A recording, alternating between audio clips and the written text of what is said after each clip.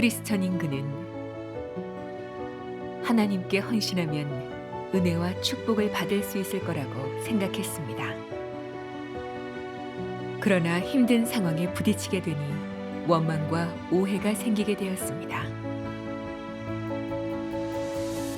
하나님의 폭로의 말씀을 보고 나서야 그는 자신의 추구 관점을 돌아보게 됩니다.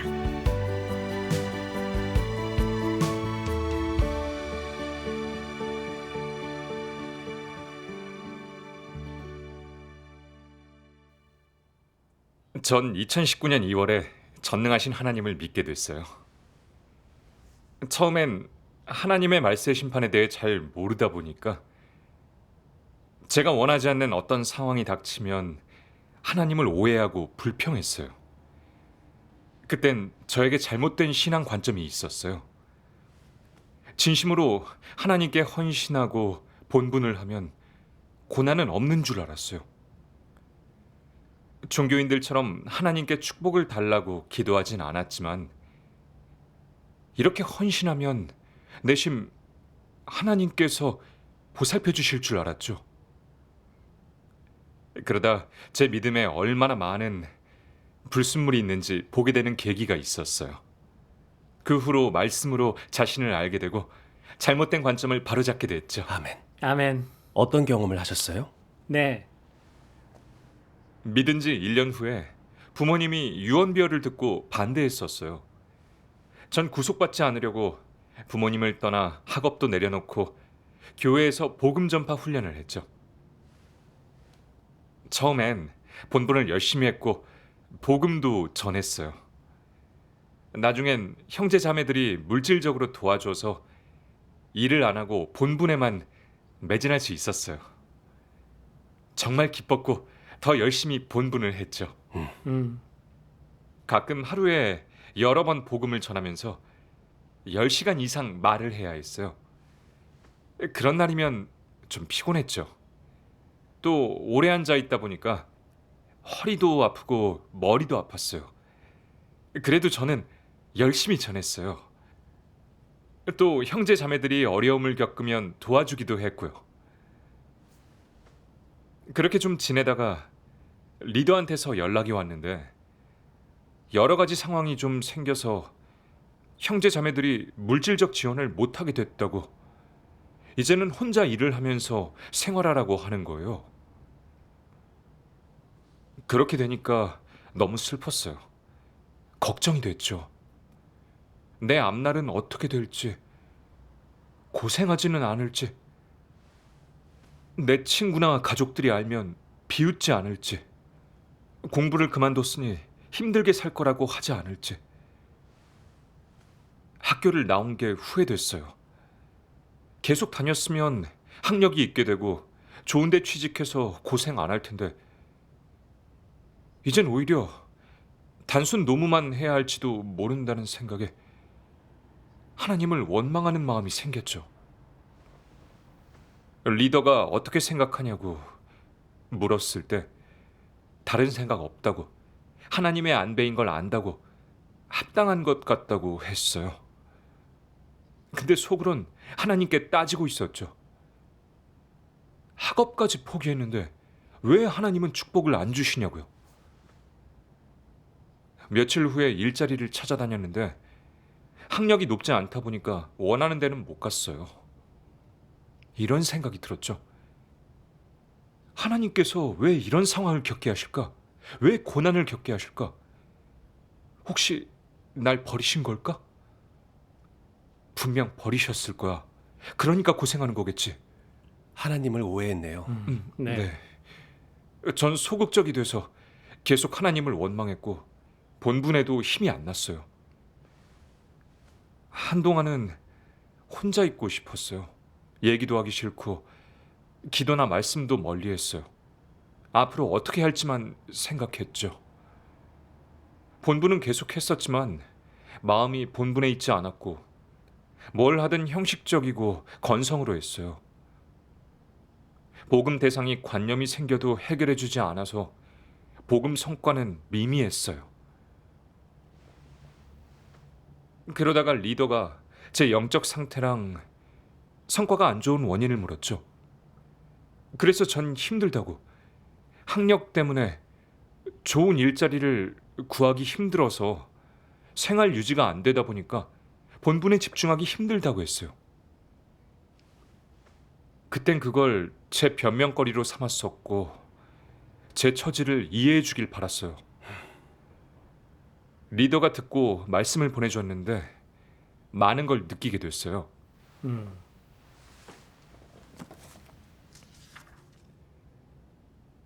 하나님이 어떻게 역사하든 내가 어떤 상황에 처해 있든 언제나 생명을 추구하고 진리를 구하며 하나님의 사역을 알기를 추구하고 하나님의 행사를 알고 진리대로 실천할 수 있다면 그것이 바로 참된 믿음이 있는 것이다. 이는 내가 하나님에 대한 믿음을 잃지 않았단 증거다. 연단 속에서도 진리를 추구하여 진실로 하나님을 사랑하고 그를 의심하지 않으며 하나님이 어떻게 하든 계속 진리를 실행하여 그를 만족해 하고 깊은 곳에서 그의 뜻을 구하고 그의 마음을 헤아릴 수 있어야 하나님에 대한 참된 믿음이 있는 것이다. 지난날 내게 왕권을 줄 때는 그를 사랑하고 너에게 공개했을 때는 그를 추구했지만 이제 하나님이 모습을 감추어 하나님을 볼 수 없게 되고 고난이 임하니 하나님에게 실망했느냐. 그러므로 너는 언제든 생명을 추구해야 하고 하나님을 만족해 해야 한다. 이것이 진실한 믿음이자 가장 참되고 아름다운 사랑이다. 베드로는 모든 것에서 하나님을 흡족해 하고 하나님께로 비롯된 것에 순종하고자 했다. 그는 형벌과 심판을 받아들이고 연단과 환난, 궁핍한 생활 역시 받아들였으며 아무런 원망도 하지 않았다. 이런 것들은 하나님을 사랑하는 그의 마음을 바꿀 수 없는데 이것이 지극한 사랑 아니겠느냐? 피조물의 본분을 이행한 것 아니겠느냐? 형벌이든 심판이든 환난이든 너는 죽기까지 순종할 수 있어야 한다. 이것이야말로 피조물이 도달해야 하는 경지이자 사랑 안에 있는 순결한 요소이다. 사람이 이런 경지에 도달한다면 그는 합당한 자격을 가진 피조물이다. 이는 창조주를 가장 흡족해 할 수 있다. 아멘. 아멘. 베드로의 체험에 감동이 되면서 부끄러웠어요. 베드로는 참된 믿음과 순종을 가졌죠. 일상의 어떤 어려움에서나 생활적 궁핍에서 하나님의 주제에 순종할 뿐이지 거역도 않고 원망도 안 했어요. 계속 하나님을 사랑하고 흡족해 해드리며 본분을 다했죠. 근데 전 오직 은혜와 축복을 얻으려는 기초에서 하나님을 믿었던 거예요. 고생해야 하는 상황이 닥치니까 하나님에 대한 믿음도 변했고요. 전 하나님에 대한 참된 믿음이 없었어요. 네. 생활고 때문에 하나님을 원망하거나 본분을 그만둬서는 안 되겠더라고요. 하나님이 주신 상황에 순종하고 하나님 의지에 이겨내기로 했죠. 아멘. 아멘. 시간이 가도 계속 일자리를 못 구했어요. 그래서 일당으로 하는 일을 해보기로 했죠. 그렇게 건축 일을 하게 됐는데 단순 노동이라 학력이 필요 없었어요. 힘만 있으면 누구나 할 수 있었죠. 근데 그 일은 정말 고된 일이거든요. 네. 그렇죠. 나흘 했는데 정말 너무 힘들더라고요. 속으로 평생 이런 일을 해야 하나 싶은 게 그건 공부를 못한 사람이나 하는 일이지 내가 왜 이런 일을 해야 하나 싶고 하나님은 왜 나한테 이런 걸 겪게 하시나 싶었어요. 계속 공부를 더해서 쉬운 일을 좀 찾아봐야 하는 건지 돈 많이 버는 방법은 없을지 고민했어요. 그럼 그 일에서 하나님의 뜻은 구해 보셨어요? 네. 아니요. 고생을 안 하려고 하면 하나님을 원망하고 멀어질 수 있죠.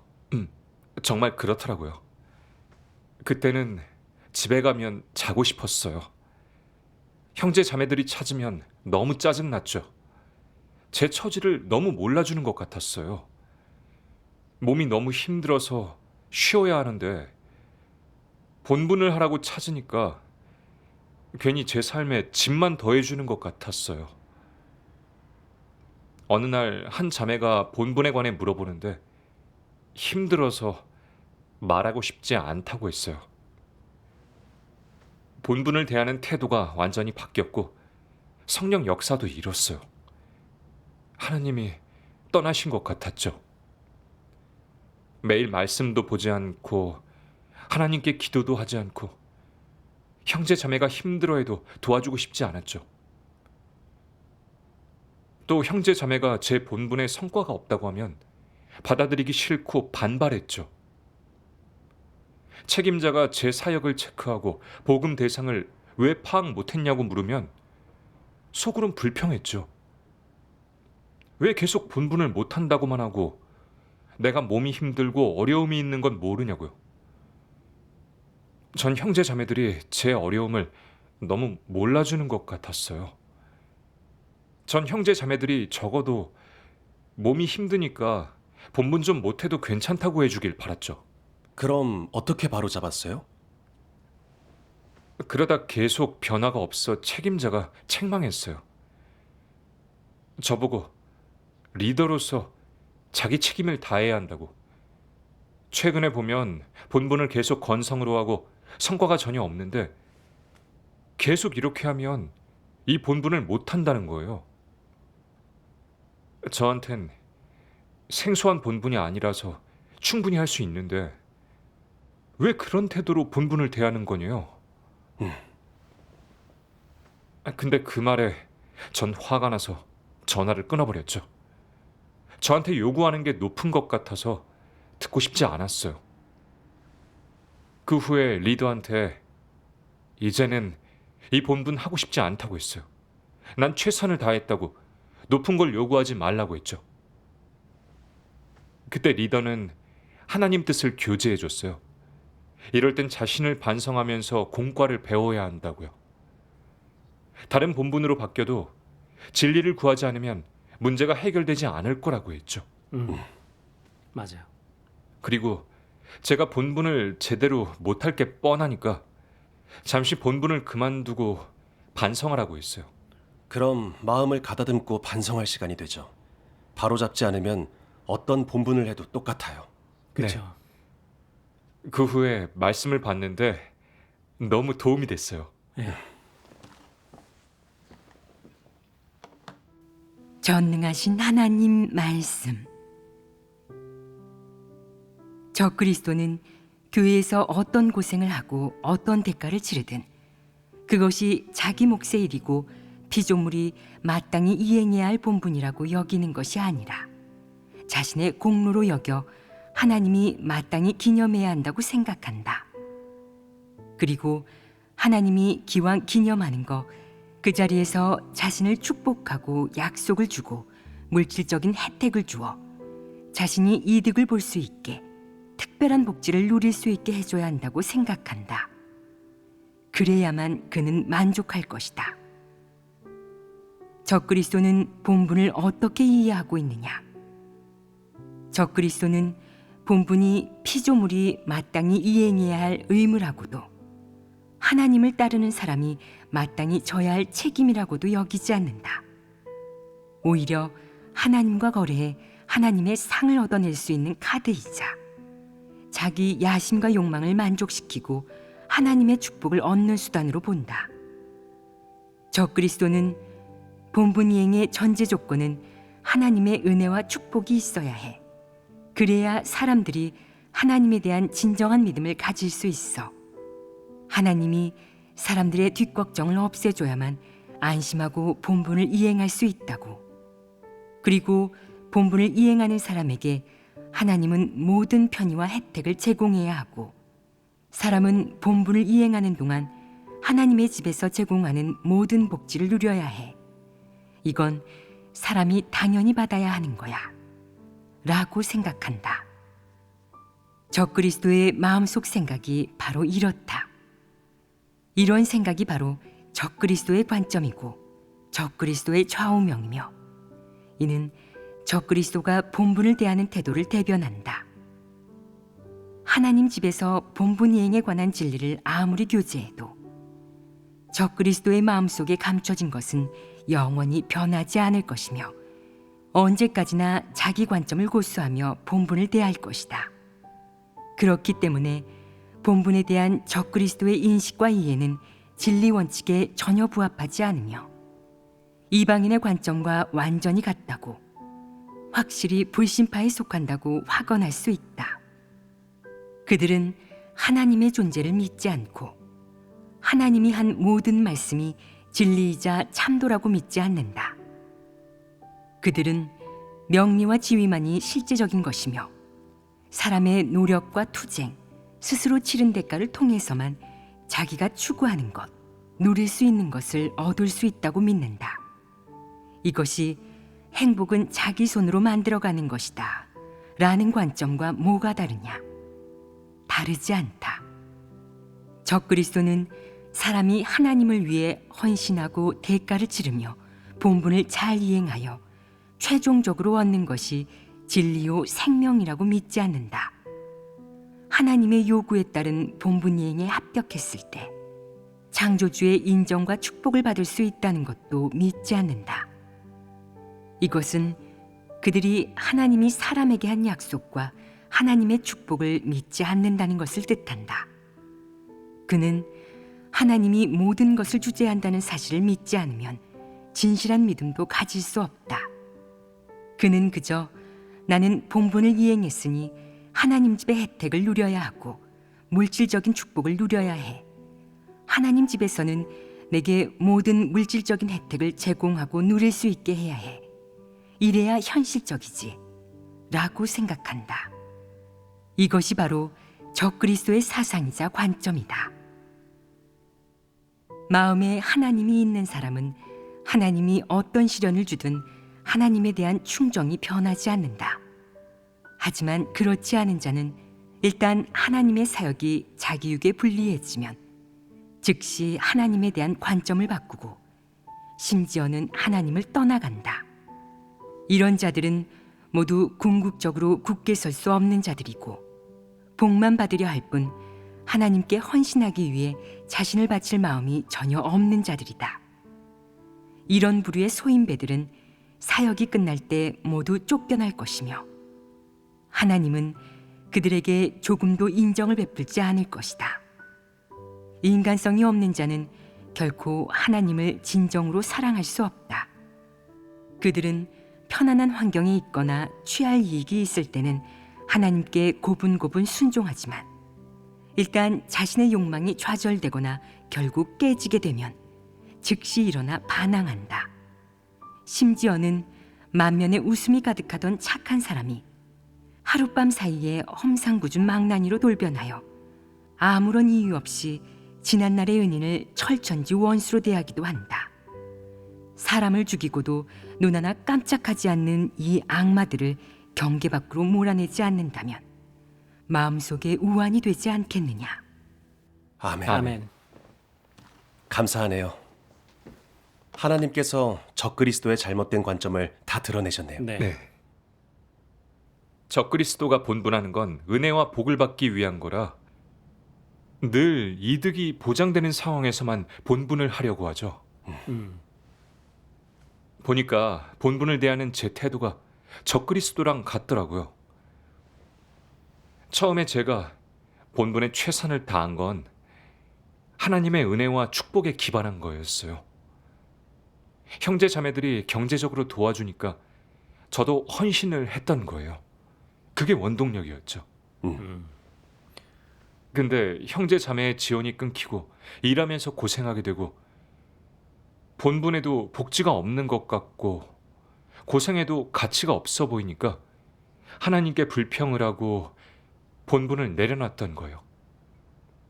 앞으로 좋은 직업을 얻으려고 못한 공부를 마저 하려는 생각까지 했었죠. 전 유물론자였어요. 본분하면서 보수를 바라고 거래심이 가득했죠. 정말 이기적이고 사악했어요. 네. 반성해 보니까 전 어려서부터 자신만을 위해 살아야 한다는 사상에 지배받아서 뭘 하든 항상 이득을 보는 게 있어야 한다고 여겼어요. 이득이 없으면 외면했는데 그런 주장과 사상이 제 속에 뿌리내려 있었죠. 하나님 믿고 학업과 가정을 뒤로하고 본분을 하게 된 것도 그런 불순한 동기 때문이었어요. 하나님이 지켜주시고 많은 복을 주시길 바랐죠. 전 이기적이었고 제 성품은 적그리스도처럼 사악했어요. 그제야 깨달았어요. 자기만을 위해 살아야 한다. 이건 사탄이 사람을 폐교시키는 사상이에요. 맞아요.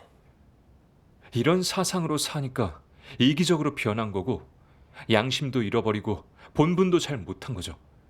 진리도 못 깨닫고 구원도 못 받고요. 두려웠어요. 전 이제 할 본분이 없고 한쪽에 방치된 상태인데 그래선 구원받을 수 없잖아요. 너무 괴로웠어요. 하나님과 본분을 대했던 태도를 생각하면 너무 후회됐어요. 형제 자매가 여러 번 도와주고 일깨워줬지만 전 강팍하게 굴면서 돌아서지 않았고 형제 자매한테 편견을 가지고 하나님을 배반하려고 했어요. 정말 패역한 사람이었죠.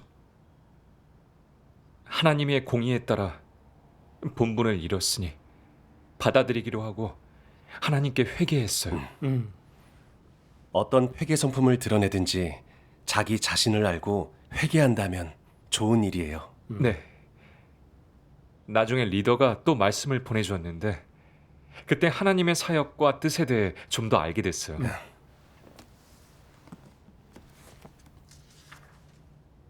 하나님 사역을 체험하는 것은 은혜를 누림이 아니라 하나님을 사랑함으로 인해 고난받는 것이다. 하나님의 은혜를 누린 이상 하나님의 형벌도 누려야 한다.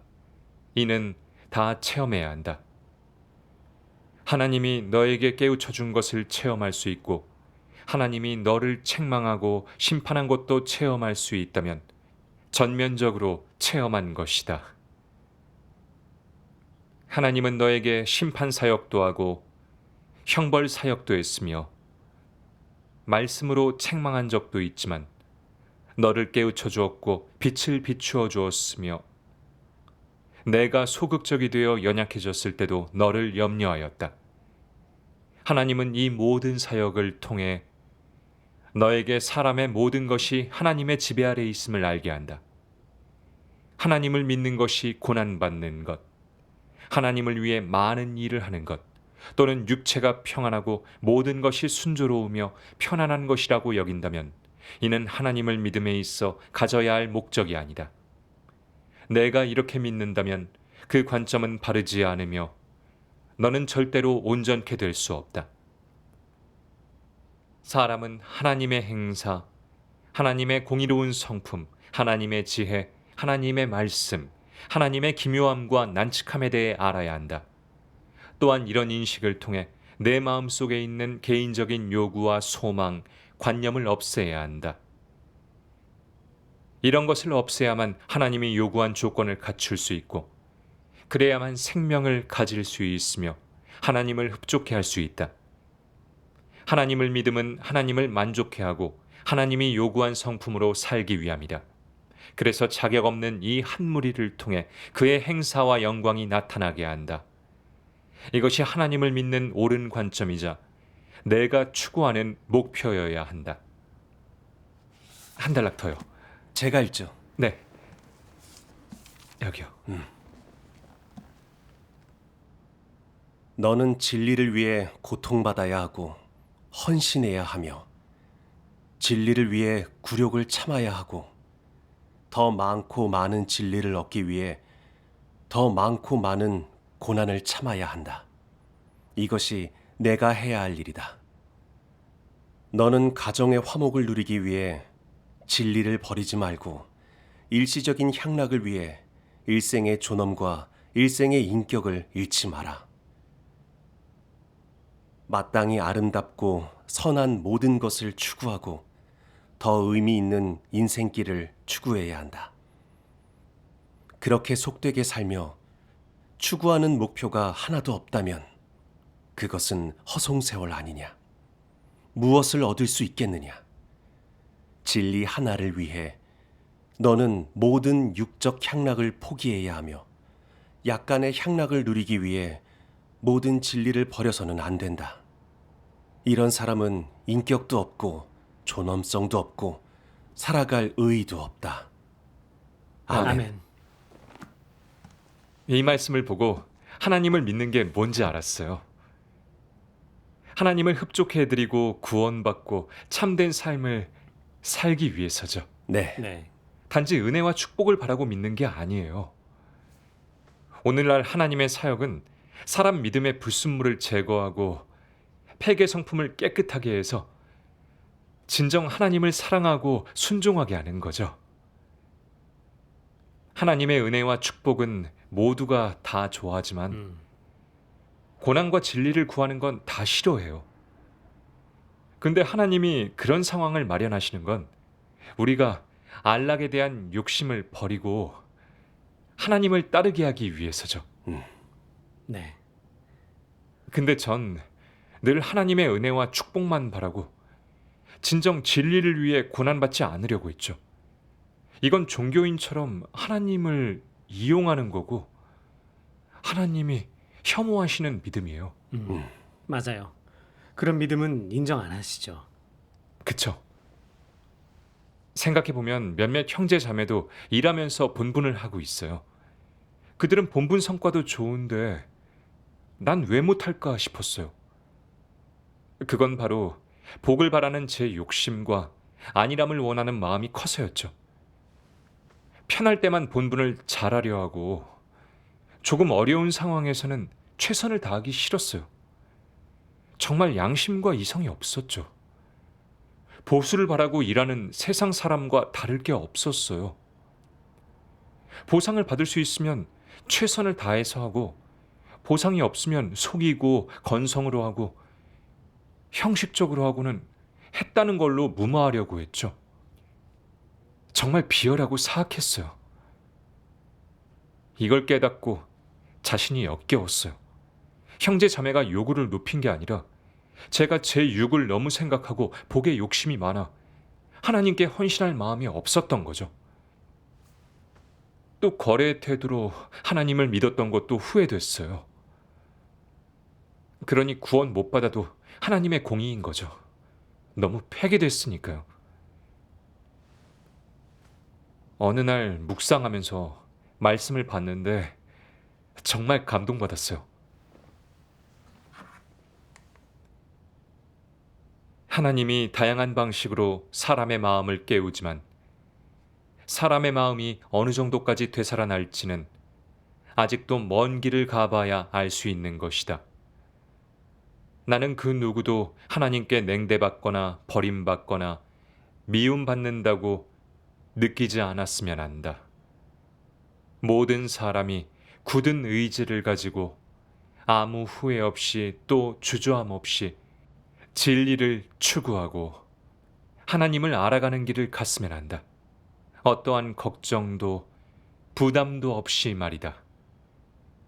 내가 이전에 어떤 잘못을 했든 어떤 잘못된 길을 갔든 어떤 과오를 남겼든 그것이 하나님을 알아가는 길에서 짐이나 부담이 되지 않고 계속해서 앞으로 나아가길 바란다.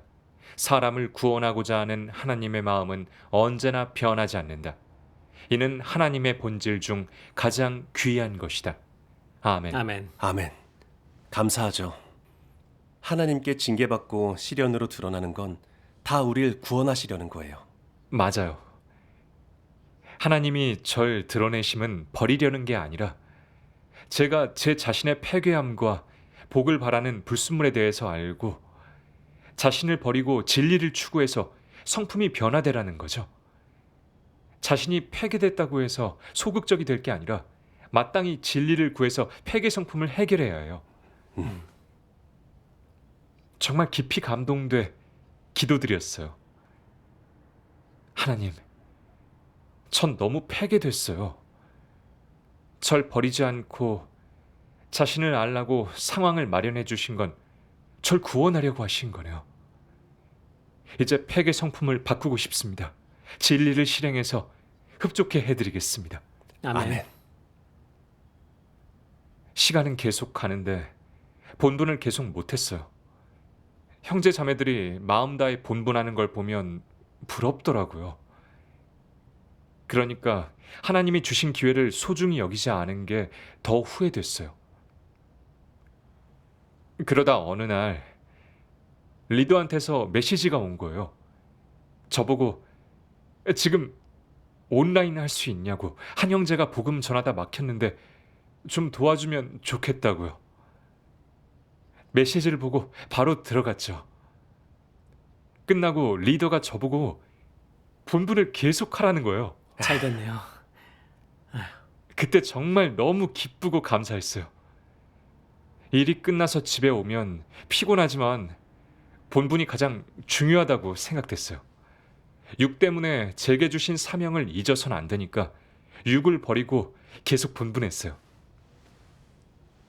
그러다 어느 날 금방 본분을 마쳤는데 리더가 저보고 예배 좀 하자고 하는 거예요.